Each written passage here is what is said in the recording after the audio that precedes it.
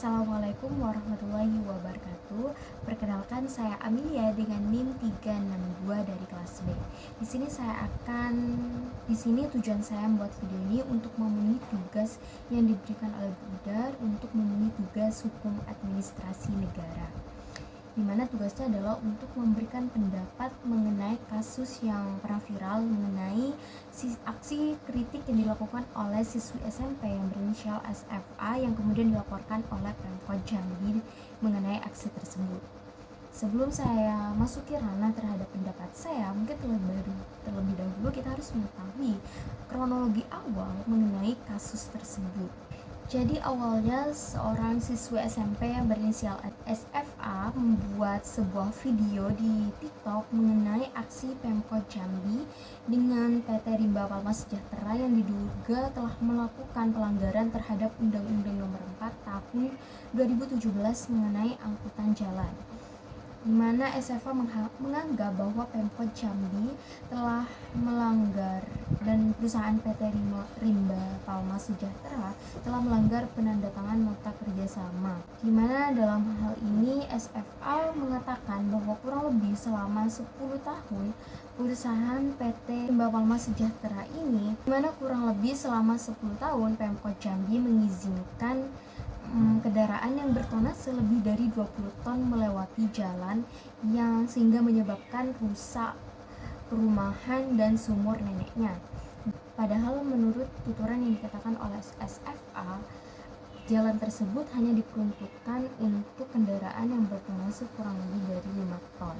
Namun karena aksi tersebut, SFA kemudian dilaporkan oleh Kabag Pemkot Jambi dengan mengatakan bahwa SFA telah melanggar Undang-Undang ITE, tepatnya pasal 28 ayat 2 dan pasal 27 ayat 3. Karena dalam kritik tersebut SFA diduga telah fitnah pemerintahan Kota Jambi dan menyebut bahwa Pemkot Jambi adalah Fir'aun. Dalam hal tersebut, masyarakat menyoroti yang melakukan pelaporan itu adalah Kabag Pemkot Jambi, yang ternyata setelah ditelusuri lebih, ternyata Pemkot Jambi tersebut melakukan rangkap jabatan sebagai Kepala Seksi Perdata dan Tata Usaha Kejaksaan Negeri Jambi, di mana rangkap jabatan tersebut termasuk dalam aksi adanya konflik kepentingan.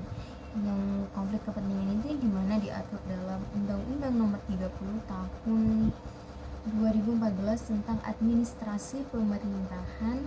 Lebih tepatnya pasal 1 ayat 14 disebutkan bahwa konflik kepentingan adalah kondisi pejabat pemerintahan untuk menguntungkan diri sendiri atas kepentingan pribadinya dalam penggunaan wewenangnya, sehingga dapat mempengaruhi netralitas dan kualitas keputusan atau tindakan yang dibuat dan atau yang dilakukannya. Yang perlu kita soroti juga, konflik kepentingan itu merupakan salah satu penyebab adanya korupsi, di mana Indonesia sendiri sudah berdasarkan Undang-Undang Nomor 7 Tahun 2006, Indonesia telah meratifikasi United Nations Convention Anti-Corruption yang salah satu pasalnya adalah penanganan konflik kepentingan sebagai langkah pemberantasan korupsi. Dan aksi yang dilakukan oleh Pemkot Jambi tersebut juga terindikasi selain adanya konflik kepentingan juga adanya maladministrasi atau penyalahgunaan wewenang juga, di mana penyalahgunaan wewenang itu adalah termasuk dalam salah satu penyebab adanya maladministrasi, di mana dalam hal ini Pemkot Jambi tidak mengindahkan apa yang dimaksud oleh SFA, tidak mengindahkan undang-undang mengenai angkutan jalan tersebut dan tetap melanjutkan aksinya. Dan mengenai langkah apa yang harusnya dilakukan oleh SFA tersebut, Indonesia sendiri telah memiliki lembaga independen yang dibuat untuk pengawasan adanya maladministrasi, yakni yang bernama Ombudsman. Adapun tugas dari Ombudsman adalah yang pertama, mengawasi penyelenggaraan pelayanan publik. Ombudsman juga bertugas diantaranya menerima laporan atas dugaan maladministrasi, melakukan investigasi atas prakarsa sendiri terhadap dugaan maladministrasi, dan melakukan upaya pencegahan maladministrasi. SFA bisa melaporkan aksi yang dilakukan oleh Pemkot Jambi tersebut terhadap Ombudsman atas penyalahgunaan wewenang yang dilakukan. Sehingga dalam hal ini SFA tidak akan dilaporkan atas pelanggaran karena telah mengkritik. Karena jika kita berbicara mengenai realita, kita cenderung yang tidak memiliki kekuasaan akan kalah dengan yang memiliki kekuasaan.